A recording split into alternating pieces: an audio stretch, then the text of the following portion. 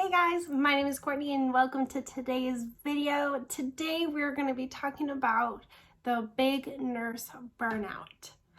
So we've been into this pandemic for about almost 2 years now, and we started from hoarding toilet paper to wearing a mask to this vaccine and maybe this not vaccine, the vaccine mandate, and but yet we're left with so many people leaving us because of it, because they had COVID. And today, when we go into the Johns Hopkins website, you can actually see the real-time COVID status totals, how many people were affected by it, how many people have passed by it. And right now it actually shows how many people are actually vaccinated.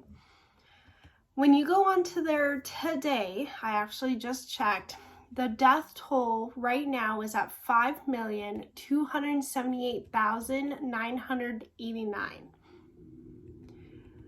But today I wanted to focus on the ones who were impacted hugely during this pandemic. And those are the first responders, nurses, and hospitals. Those are the three big ones.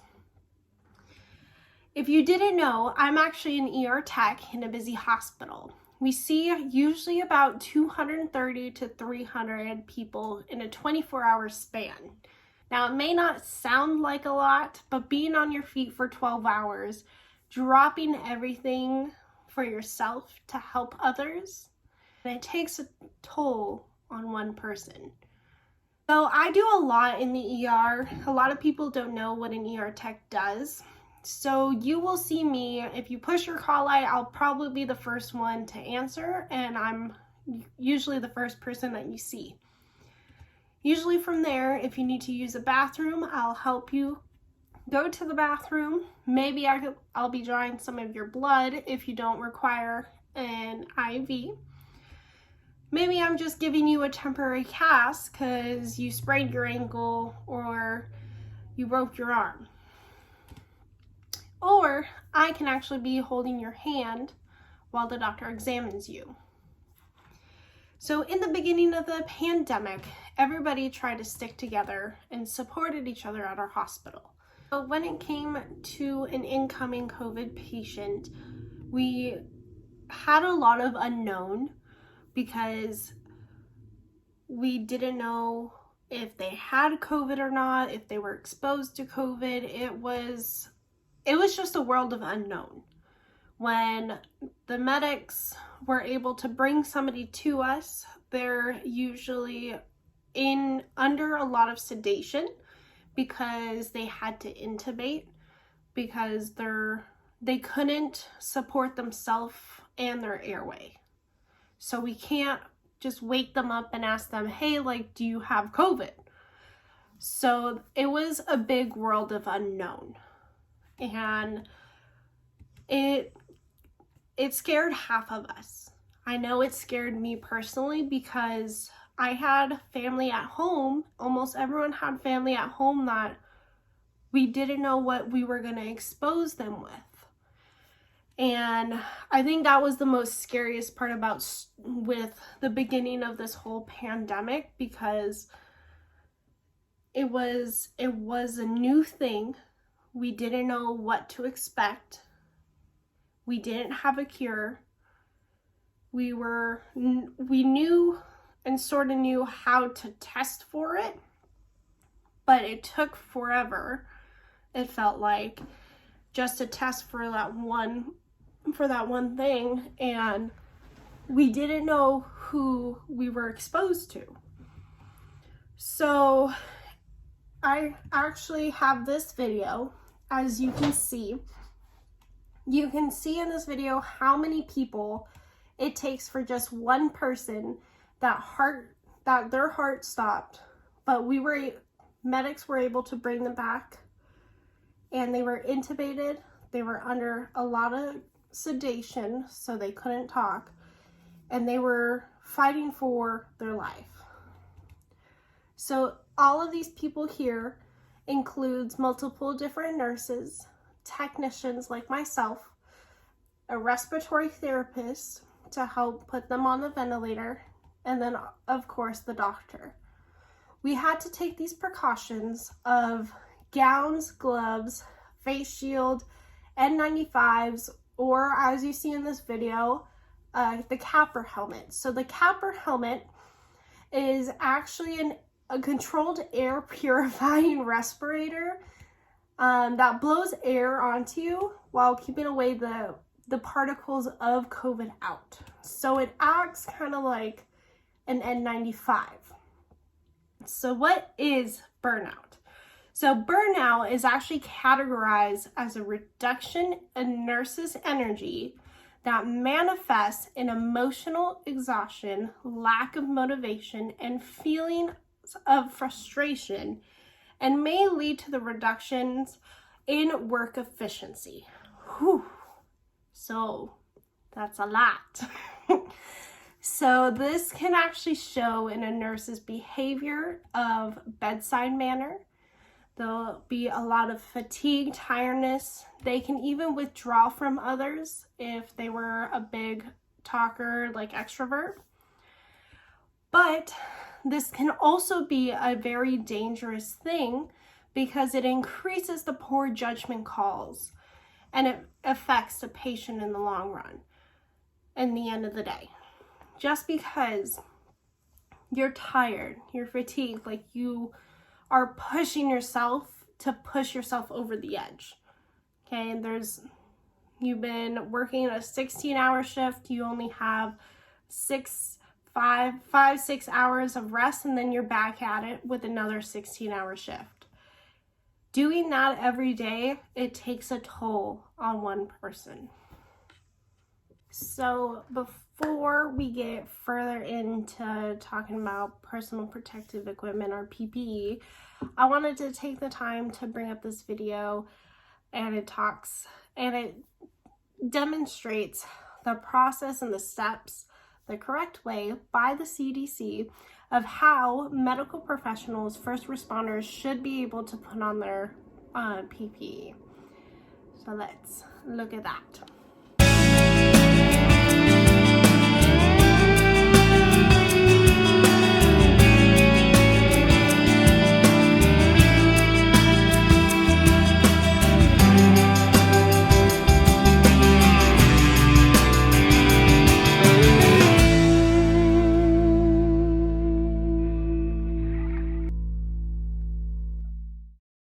So as you saw, it was a long, big process of how putting on PPE can be. Us as first responders, nurses, like we had to do that before seeing any type of respiratory COVID-like symptoms patient. And it took a lot. It took a lot of time just to put it on because we have to do it the right way. We were told by our hospital we had to reuse our N95s. That was like the biggest thing in the beginning of the pandemic about reusing N95s, having the public not buy N95s or gloves and leaving it to medical professionals. And I know there was a lot of news about that, and it was true. Like we had to reuse our N95s. It sounds disgusting, but we were given all of these sanitizing like equipments, like a UV like light tray that we were able to use for N95s that made our masks smell very burnt, and it was a lovely smell. And we're all just kind of curious about what's gonna happen when we actually do run out, because our hospital, our organization was able to tell us and predict how many days do we have of this or how many days do we have of that. Like, you got to keep reusing your N95s, like, but we're working on a new solution and all that. But we're just like, what's going to happen? Like, what are we going to do when we have no gowns? What are we going to do if we have no gloves? Like, we were all just kind of sitting back and being curious. So fortunately, we didn't have a big, we didn't lose any PPE. Like, there wasn't a time where we didn't have a gown. There wasn't a time where we didn't have gloves. We went through different brands. We went through different types of gowns. So we had all of our equipment. We were never left without one. It became a normalcy that we were just, after every patient, we would sanitize, and then it took a minute, and then after that, we would put it back on, put our gown on, put on gloves, and go to the next patient. So that's kind of how we went through it. When talking to multiple nurses and why they were leaving or why they were going somewhere else, was the main thing that was brought up was the burnout.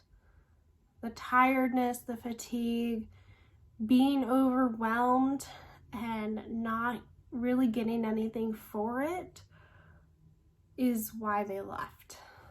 I was fortunate enough that I was able to interview and talk with some of my coworkers that were nurses, some of the other techs, and even was able to put in my opinion about why they were leaving the bedside, or even the profession of nursing in general. And it didn't have to do with the coworkers.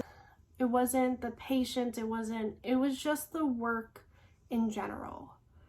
COVID hit nurses, it hit hospital staff really hard, and we still don't see an end to it.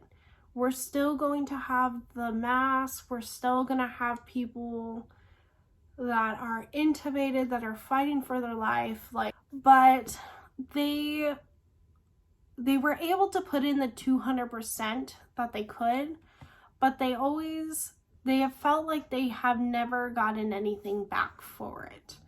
Yes, during the time, we were all about nurses, we were all about hospital staff, all the heroes work here, all of that.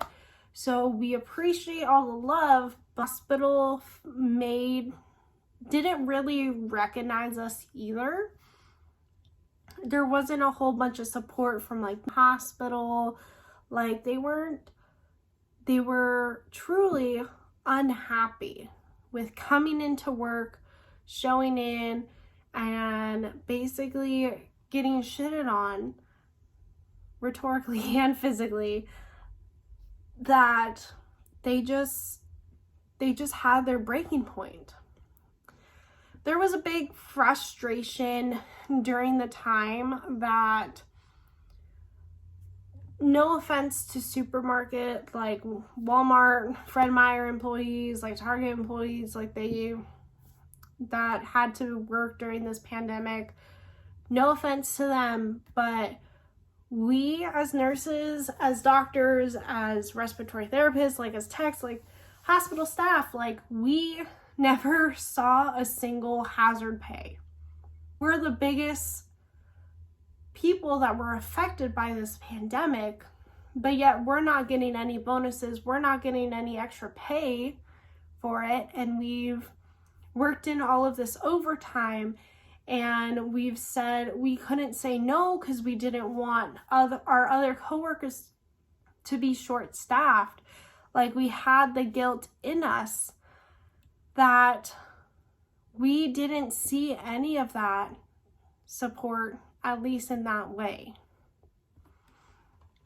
There was nurses that left bedside, and there was nurses that left different organizations for different professions. It's all for different reasons. But one of them was because, not necessarily pay, but they feel unappreciated. But also, they were going to places where it was a slower atmosphere and less physical on them. So just like how hospital staff and first responders aren't getting hazard pay and all that, Our hospital itself actually made the decision to stop contributing into our retirement. For me, my retirement isn't that huge, just because I have one and I have money putting into it, but it wasn't my retirement was just starting with them. I'm really young, so I don't know much about retirement and all that, so it wasn't on my mind, basically. But for those who have been working there for 20 plus years, they're losing all the money that our hospital's contributing into their retirement. And that was the biggest thing that other of my coworkers were really mad about, and not necessarily complaining, but frustrated, just because who knows when they're gonna contribute back to it. Thankfully, we were able to get our retirement back a little over a year and a half, maybe. We recently just got it back. But now we're fighting for our bonuses, our retention bonuses. And it may not seem like a big thing to you, but since there's people leaving the industry, there's so many jobs that's open. At one point, the multi-care system had 535 in total throughout their whole system of nurses that are open. And our hospital, I think, only had 70 to 90, and our big trauma center Heart Review was about 50 to 75. So there's a lot of fluctuation depending on which organization that you go to. But it leads us to the short staffing. The short staffing is also what gets us burnt out, just because we are running 3 different people in one. We're running from room to room to room. Yes, we're supporting each other, but it's still a lot to handle. At one point, we didn't know if we could take any more patients because we didn't have the staff for it. And that was the biggest thing, in at least right now, was of the staff, the short staff. And we've had a lot of people in our ER that are waiting for a room in the hospital but can't, so they're taking up an ER bed, and we can't get them to the floor because there's no nurses over there. So now 20 other people in the lobby of our ER trying to be seen by a doctor, and it creates this whole big backup. And that's why people get so frustrated, because not a lot of people understand how an ER works too, because they think, I'm in the emergency room, I'll be seen right away, and all of that, and there's a lot of other factors to it. So being short-staffed is never fun. It feels like you're running around with your head cut off sometimes, and it gets a little stressful because you are working on one patient, but then your next patient wants to try to die, and you have to drop everything to save them, and the patient that you were working with doesn't really understand what's going on, so now they're mad and they're gonna take it out on you once you go back into the room after trying to save your other patient. And it's a whole domino effect. We personally have at least 14 travelers in our department, and there was a time on night shift where all of our nurses were travelers besides the charge nurse. So it was about seven travelers on nights and 1 charge nurse that was an actual employee. So that is kind of scary too, because you'll get a nurse that really doesn't know the organization, doesn't know how we do things, and is trying to fill in. We are grateful for our travelers, don't get us wrong, but it's harder because they're only here for such a short period of time, usually about 13 to 16 weeks, and they want to move on to their next assignment. I don't blame them. Without those travelers, we will not have staff. Like, we would not have nurses, and it would be a big old domino effect to get those other people that need to be seen back. And if an actual emergency comes in of a heart attack or a stroke or an intubated COVID patient, like, we would be struggling. So that's like one of the big things that also has an effect of this whole burnout is short staffing. So after that whole entire thing, I wanted to say thank you guys for sticking this long into this real life talk with Courtney. I know it was pretty lengthy. It was just a bunch of me blabbing on, but I do appreciate you guys for watching, and I hope to see you guys next time.